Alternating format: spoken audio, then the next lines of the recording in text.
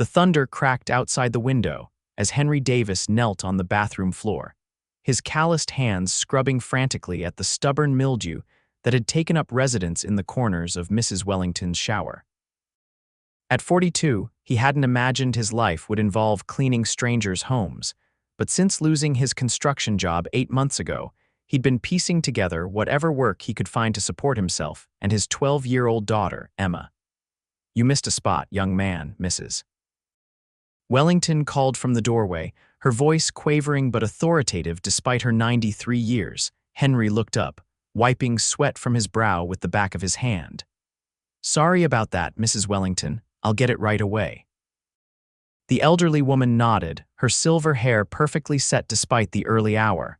"When you're finished, I'd appreciate some help with my medication. These old fingers don't work like they used to."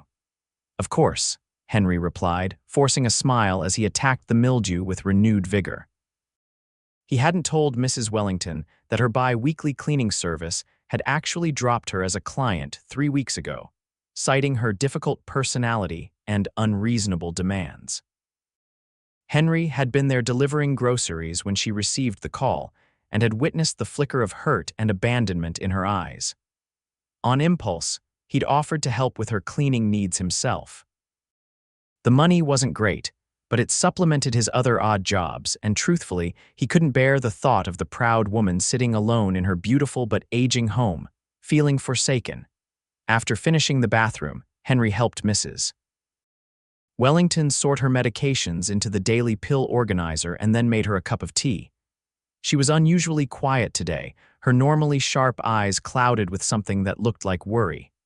"Everything all right, Mrs. Wellington?" he asked, setting the teacup beside her favorite armchair. She sighed, her thin shoulders drooping slightly. "My daughter is coming to visit next week. She hasn't been here in over 2 years.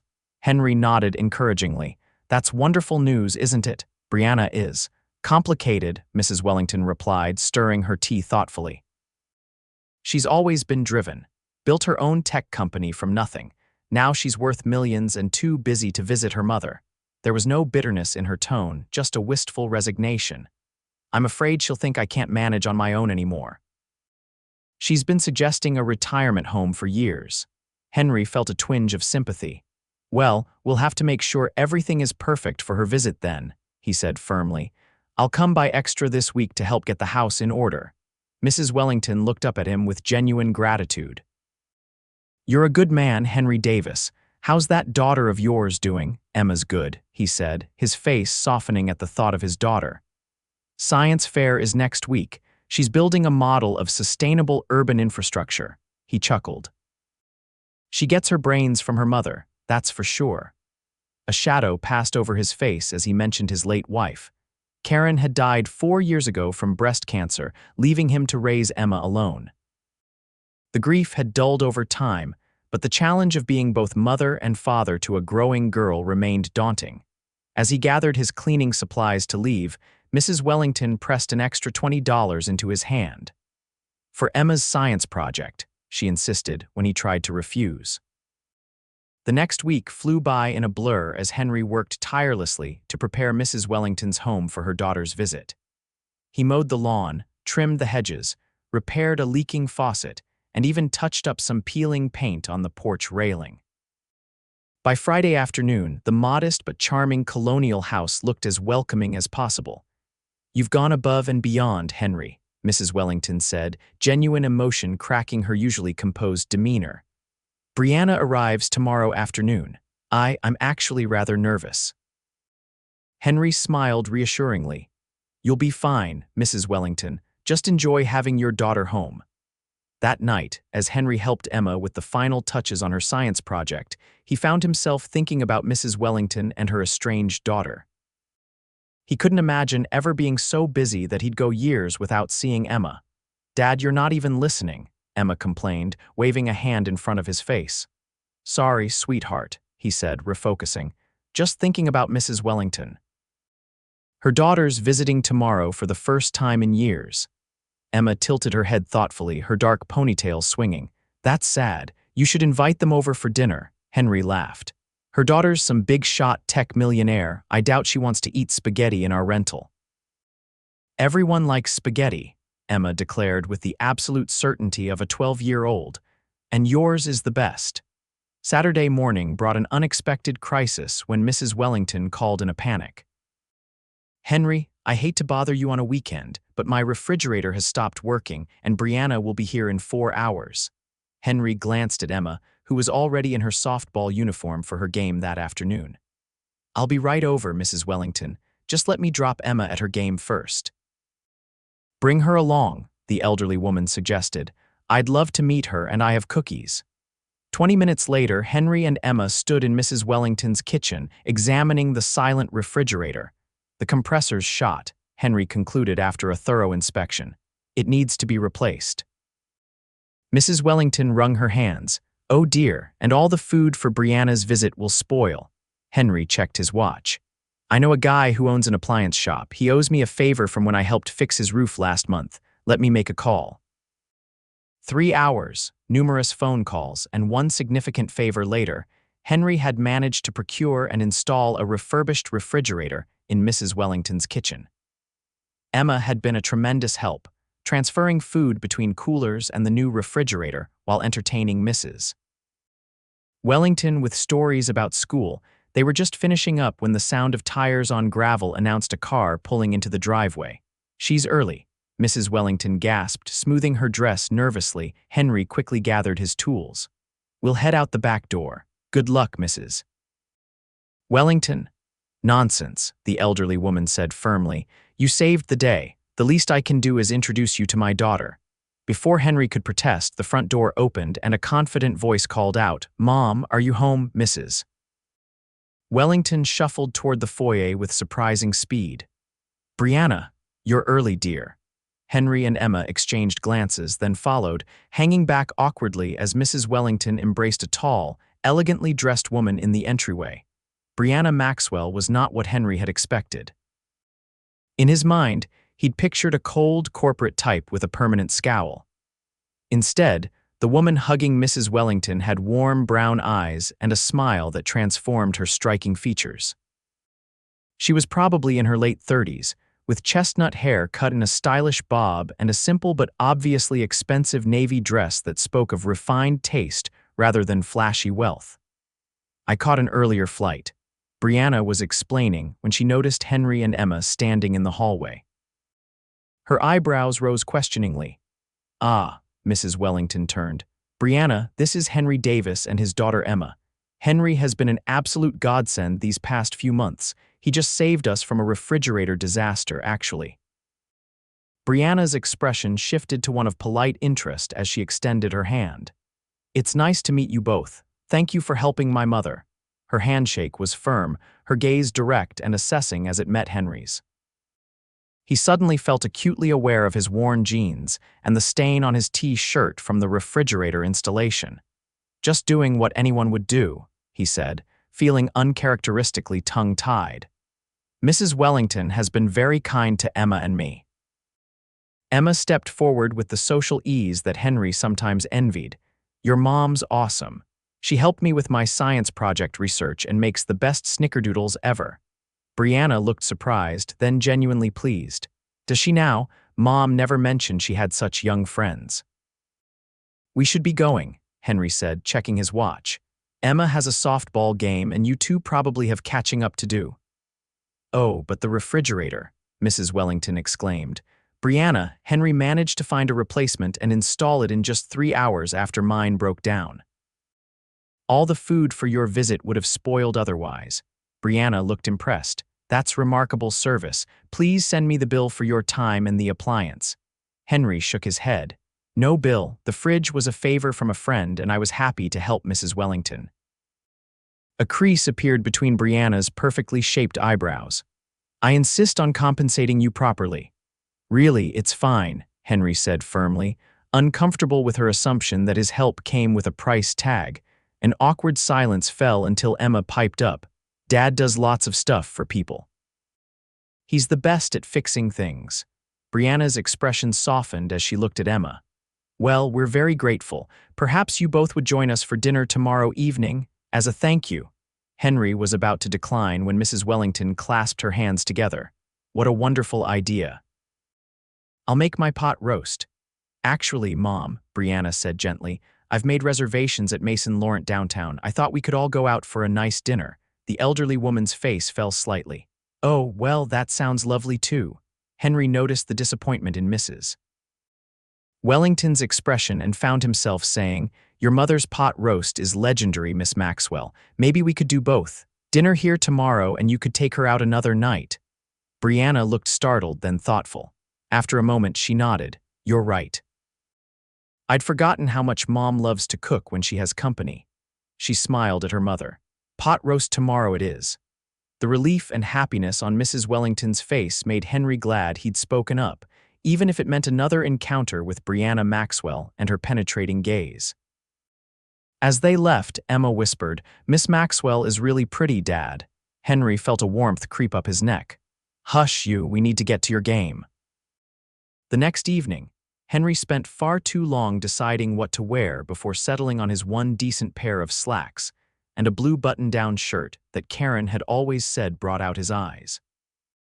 Emma, delighted by the prospect of a fancy dinner, had put on her Easter dress and asked Henry to braid her hair. Remember your manners tonight, okay? He reminded her as they walked up Mrs. Wellington's front path, a bottle of modestly priced wine in his hand. Emma rolled her eyes. Dad, I'm not 5. The door opened before they could knock, revealing Brianna in casual but elegant black pants and a cream silk blouse. Her hair was looser than the day before, and she wore minimal makeup that somehow enhanced rather than masked her features. Right on time, she said with a smile that seemed warmer than yesterday's. Mom's in the kitchen refusing all offers of help. The house smelled delicious, a mixture of roasting meat, herbs, and the buttery scent of baking rolls. As they followed Brianna to the kitchen, Henry noticed small changes throughout the house: fresh flowers in vases, new throw pillows on the sofa, a stack of books on the coffee table that hadn't been there before. Mrs. Wellington beamed when they entered the kitchen. Henry, Emma, perfect timing. Brianna, be a dear and pour some wine for Henry and yourself. The evening progressed with surprising ease. The pot roast was indeed excellent, and the conversation flowed naturally. Henry learned that Brianna's company developed educational technology software that was being implemented in schools across the country. She, in turn, seemed genuinely interested in his background in construction and current work as a handyman. So you're essentially running your own business, she observed as they enjoyed Mrs. Wellington's apple pie for dessert. Have you thought about formalizing it, creating a proper handyman service? Henry shrugged. Not really.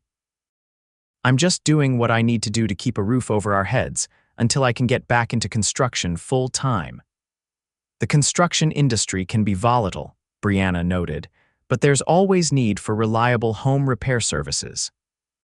With your skills and work ethic, you could build something sustainable. Dad's the best at fixing things, Emma chimed in loyally. Everyone in our neighborhood calls him when stuff breaks. Brianna smiled at Emma. Sounds like he has a solid client base already. After dinner, Mrs. Wellington insisted that Emma help her feed the birds in the backyard, leaving Henry and Brianna to clear the table. Your daughter is wonderful, Brianna said as they loaded the dishwasher. Very bright. Thanks, Henry replied, feeling the familiar surge of pride that came whenever someone complimented Emma. She's everything to me. It can't be easy raising her alone. Henry paused, a plate in his hand. Your mother told you about Karen, Brianna nodded. Mom mentions you often in our calls. She's quite fond of you both. The feeling's mutual, Henry said quietly. Your mother's a special lady. Yes, she is. Brianna's voice took on a more serious tone. Which is why I'm concerned about her living alone at her age. Henry tensed, remembering Mrs. Wellington's fear about being sent to a retirement home.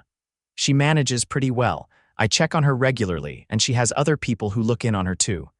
Including you, who apparently has been doing far more than just looking in, Brianna observed. Mom mentioned you've been helping with cleaning, repairs, even grocery shopping. Why? Her direct question caught him off guard. Why not? She needed help and I could provide it. For free, Brianna pressed, her gaze skeptical. Or is my mother paying you under the table for these services? Henry felt a flash of irritation. Mrs. Wellington insists on paying me for specific repair jobs, but a lot of what I do is just being neighborly. Not everything is a transaction, Miss Maxwell. She had the grace to look slightly abashed. I apologize if that came across as accusatory. It's just uncommon in my experience for people to invest so much time in helping others without expectation of return. Maybe you've been spending time with the wrong people, Henry said, then immediately regretted his bluntness. Sorry, that was out of line. To his surprise, Brianna laughed a genuine, warm sound that transformed her face. No, you may have a point there. The tech world isn't exactly known for its altruism. She studied him with newfound interest. You're an unusual man, Henry Davis. The way she said his name sent an unexpected flutter through his chest, which he promptly ignored. Over the next week, Henry found himself at Mrs. Wellington's more often than usual, helping with various small projects that somehow always seemed to coincide with Brianna's presence. He told himself he was just making sure Mrs. Wellington had everything she needed during her daughter's visit. But he couldn't deny the anticipation he felt each time he knew he would see Brianna again. For her part, Brianna seemed to be extending her visit, working remotely from her mother's home instead of returning to her life in Seattle as planned. Henry often arrived to find her set up at the dining room table, surrounded by laptops and speaking authoritatively on video calls, somehow managing to look both professional and approachable simultaneously. On Thursday afternoon, Henry was repairing a loose banister when Brianna finished a call and approached him with 2 mugs of coffee. "Mom's napping," she said, offering him one of the mugs. "I thought you might need this. You've been working for hours." Henry accepted the coffee gratefully. "Thanks, almost done here." Brianna leaned against the wall, watching him work. "Can I ask you something personal?" He glanced up, cautious. "Depends on the question. How did you end up in this situation? You're clearly skilled, educated, hardworking. Yet you're piecing together odd jobs instead of having a stable career." The question might have offended him coming from someone else, but her tone held genuine curiosity rather than judgment. Henry sighed, setting down his screwdriver. The short version. The construction company I worked for went bankrupt during COVID. I was a project manager there for 15 years. Finding comparable work has been challenging. Because I'm 42 in an industry that prefers younger, cheaper managers. Because I have a daughter who needs me available for school events and doctor's appointments. Because the economy still hasn't fully recovered in the construction sector. He shrugged. Take your pick. Brianna nodded thoughtfully. Have you considered other industries where your skills would transfer? Like what? I'm a builder, Miss Maxwell. It's all I know. Please call me Brianna, she said softly. And you're underestimating yourself. You manage projects, solve problems, work with clients, coordinate schedules and resources. Those skills apply anywhere. Her confidence in abilities he took for granted was both flattering and discomfiting. Maybe, but right now this works for us. Emma's stable, we have a roof over our heads, and I get to be there when she needs me. That's admirable, Brianna said with unexpected warmth. Prioritizing your daughter above career ambitions. Something in her tone made Henry curious. You don't have children, a shadow crossed her face. No. My career always came first. Then suddenly I was 38 with a successful company and no personal life to speak of. She gave a self-deprecating smile. The classic cautionary tale of the career woman who waited too long. It's never too late, Henry found himself saying. For what it's worth, I think you'd be a great mother. Her eyes met his, startled and vulnerable in a way he hadn't seen before. What makes you say that? The way you are with Emma. You actually listen when she talks, ask her thoughtful questions. Most adults just humor kids her age. A soft smile curved Brianna's lips. Emma makes it easy. She's remarkable. You've done an amazing job with her. They stood in silence for a moment, the air between them charged with something Henry wasn't ready to name. Finally, he cleared his throat and returned to the banister repair, aware of Brianna's eyes on him as he worked. The following Saturday, Henry took Emma to the farmer's market and was surprised to run into Brianna examining tomatoes at one of the stalls. Dad, look, it's Miss Maxwell. Emma called out, waving enthusiastically. Brianna turned, her face lighting up when she spotted them. She wore jeans and a simple white t-shirt, her hair pulled back in a ponytail, a far cry from her usual polished appearance, but somehow even more appealing for its casualness. "What a nice surprise," she said, approaching them with her market basket. "Mom's having her bridge club over, so I escaped for some fresh air." "We come every Saturday," Emma informed her. "Dad lets me pick out one treat, and today I'm thinking about a cinnamon roll from the bakery stall." "Excellent choice," Brianna nodded seriously. "Mind if I join you? I could use some expert guidance around the market." What was supposed to be their quick morning shopping trip turned into a leisurely exploration of the entire market, with Emma proudly showing Brianna all her favorite vendors. Henry found himself hanging back, watching the easy rapport between his daughter and this woman who had entered their lives so unexpectedly. "Dad makes the best stuffed peppers with those," Emma was saying, pointing to some vibrant bell peppers at a vegetable stand. "Does he now?" Brianna raised an eyebrow at Henry. "Hidden culinary talents, Mr. Davis. Nothing fancy," he demurred. "Just something Emma and I like to cook together." "You should come for dinner sometime," Emma suggested brightly. "Dad can make stuffed peppers and I'll help." Henry was about to gently redirect Emma's enthusiasm when Brianna surprised him by saying, "I'd love that. How about tonight?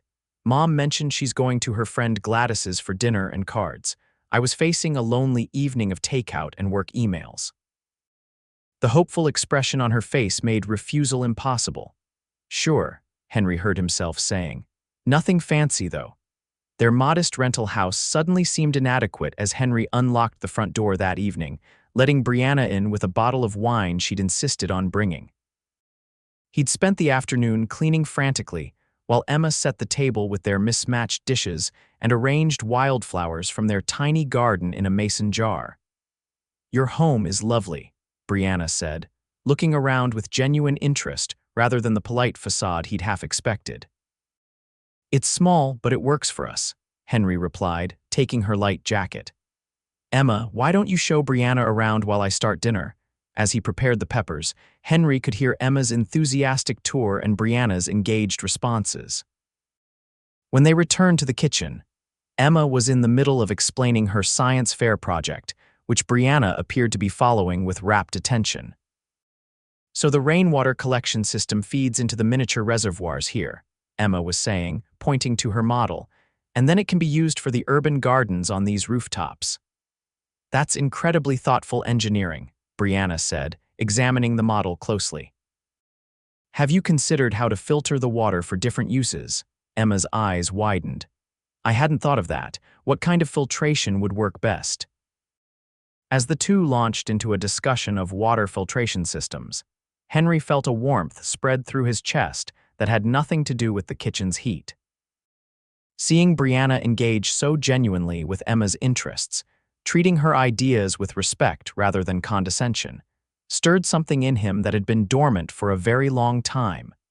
Dinner was a relaxed affair, with conversation flowing easily between serious topics and lighthearted banter. Brianna shared stories from her early days building her company, including embarrassing pitches to investors who underestimated her. Henry found himself opening up about his dreams of one day designing and building his own homes, rather than just executing others' visions. After Emma went to bed, Brianna helped Henry clean up, their movements around the small kitchen falling into a comfortable rhythm as if they'd been doing this dance for years. "Thank you for tonight," Brianna said as they finished. "It's been a long time since I've had a home-cooked meal in such good company." Henry leaned against the counter, studying her. "You know, for a tech millionaire, you're surprisingly down to earth," she laughed softly. "And for a handyman, you're surprisingly perceptive." Her expression grew more serious. "I've been thinking about what you said at the market about my mother managing well on her own." Henry tensed slightly. And I think you're right. I've been pushing the retirement community idea because it seemed safer, more convenient. But being here, seeing how connected she is to her home, her friends, people like you and Emma." She shook her head. "I was prioritizing my peace of mind over her happiness." Relief washed over Henry. "She treasures her independence, and she has a good support network here." "Including you," Brianna said quietly. I misjudged your intentions with my mother, Henry. I'm sorry for that. Water under the bridge, he assured her. She moved a step closer to him, her eyes holding his. I've extended my stay another week. My team in Seattle can handle things without me for a bit longer. Henry's heart quickened at her proximity. Your mother will be pleased. And you? Brianna asked, her voice barely above a whisper. The question hung between them, loaded with implications neither had voiced. Henry found himself unable to look away from her searching gaze. I think I could get used to seeing more of you, he admitted finally. The smile that bloomed across her face was worth the risk of vulnerability. Good, because I'd like to see where this might go. The next week passed in a blur of shared moments. Brianna joined Henry and Emma for a picnic in the park, attended Emma's softball game, cheering louder than anyone when she caught a difficult fly ball, and even rolled up her sleeves to help Henry with a painting job at Mrs. Wellington's when his usual assistant canceled. By the time Friday arrived, the day before Brianna was scheduled to return to Seattle, Henry knew he was in serious danger of falling for her. More concerning was Emma's obvious attachment, evidenced by her uncharacteristic quietness as they drove to Mrs. Wellington's for a farewell dinner. It's not fair, Emma said suddenly, breaking the silence. Why does she have to go back to Seattle? She likes it here. Henry sighed, reaching over to squeeze his daughter's hand. She has a company to run, sweetheart. Her life is there. But we're here, Emma insisted, the simple logic of a child cutting straight to the heart of the matter. At Mrs. Wellington's, the atmosphere was bittersweet. The elderly woman had prepared all of Brianna's childhood favorites, and conversation flowed easily, but an undercurrent of impending separation colored the evening. After dinner, Mrs. Wellington claimed fatigue and retired early, leaving Henry, Emma, and Brianna alone in the living room. Emma had fallen asleep on the couch, the emotional day having worn her out. She's going to miss you, Henry said softly, nodding toward his sleeping daughter. Brianna's expression was pained as she looked at Emma. I'm going to miss her too, both of you. Henry took a deep breath, so don't go. The words hung in the air between them, bold and unexpected even to Henry himself. Brianna looked startled. Henry, I know it sounds crazy, he continued quickly. We've only known each other a few weeks. You have a life in Seattle, a company to run, but there's something here, Brianna. Something real between us. She moved closer to him, her eyes searching his face. I feel it too, she admitted, but I can't just abandon everything I've built. I'm not asking you to, Henry said, but maybe there's a compromise. Your company has offices in Boston, right? That's only an hour away. You could work remotely part of the time, like you've been doing these past weeks. Hope flickered across Brianna's face. You've thought about this. I've thought about little else, he confessed. Look, I know it's complicated. I'm a single dad with an uncertain career path. You're a successful businesswoman with responsibilities. But if these weeks have shown me anything, it's that some risks are worth taking. Brianna was quiet for a long moment, her gaze drifting to the sleeping Emma. When Michael, my ex-fiancé, and I broke up 3 years ago, he told me I'd never be capable of putting anyone ahead of my company. Her voice was soft with old pain. For a long time, I thought he was right. I buried myself in work, convinced myself it was enough. She looked back at Henry, her eyes shining with unshed tears. Then I came here and met you and Emma, watched how you've built your life around her needs without sacrificing who you are, saw how you help my mother not because there's anything in it for you, but because it's the right thing to do. Henry's throat tightened with emotion. Brianna, let me finish, she said gently. What I'm trying to say is that being here with you both has shown me what I've been missing, the connection, the purpose beyond professional success. She took a deep breath. So yes, I think your compromise has merit. I've actually already spoken with my COO about spending more time on the East Coast. Hope surged through Henry. You have, she nodded, a smile breaking through her serious expression. I was going to propose a long-distance relationship with frequent visits, but your idea is better. I could base myself at our Boston office, get a place nearby, or you could just stay with us. Emma's sleepy voice interrupted from the couch. We have a guest room. Henry and Brianna turned in surprise to find Emma watching them with heavy-lidded but alert eyes. Were you pretending to be asleep this whole time? Henry asked, trying to sound stern but failing, Emma yawned. Not the whole time, but I woke up when you started talking about Brianna leaving. She sat up, her expression earnest as she looked at Brianna. Dad's happier when you're around, and I like having you here too. Brianna's composure cracked at Emma's simple declaration. She crossed to the couch and sat beside the girl, taking her small hand. I like being here too, Emma, very much. So you'll stay? Emma asked hopefully. Brianna glanced at Henry, who moved to join them, sitting on Emma's other side. We need to take things one step at a time, Henry explained gently to his daughter. But Brianna and I would like to see where this relationship goes. Which means, Brianna added, that I'll be spending a lot more time here if that's okay with you. Emma's face lit up. More than okay. Later that night, after driving a sleepy but satisfied Emma home and tucking her into bed, Henry returned to his front porch where Brianna waited.